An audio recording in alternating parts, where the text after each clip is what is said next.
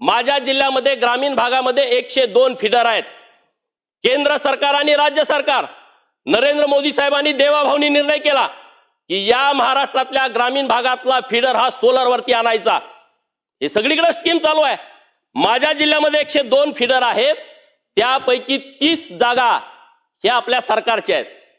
गायरान महाराष्ट्र शासन या जागा कंपन्याला भाड्याने दिल्या आणि तिथं आता सोलारचे प्रोजेक्ट उभा आहेत। सांगली जिल्ह्यातला पहिला सोलारचा प्रोजेक्ट माझ्या जत विधानसभा मतदारसंघामध्ये बसरगीमध्ये झाला। अख्खं गाव आता सोलारवरती आलेलं आहे। सगळा शेतीचा फीडर, सकाळी दिवस उगवला लाईट चालू, दिवस मावळला लाईट बंद।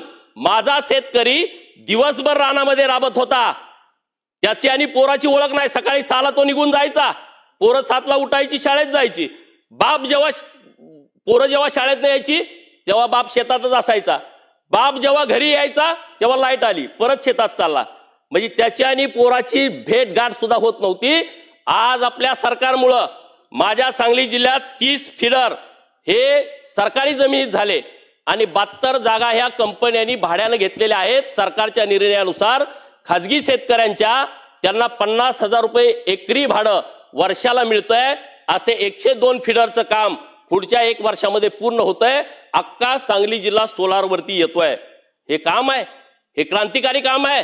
नाहीतर साप चावून किती मेले लोक रात्रीचे, फिरीत पडून किती लोक मेले, किती लोकांना तारा पडलेत माहितच नाही, करंट लागून मेले। सकाळीच घरी कळलं, बाप का आला नाही, पोरग शोधायला गेलं, बाप मरून पडलाय करंट लागून, बाप मरून पडलाय साप चावून, घरी पण आला नाही, जगला पण नाही।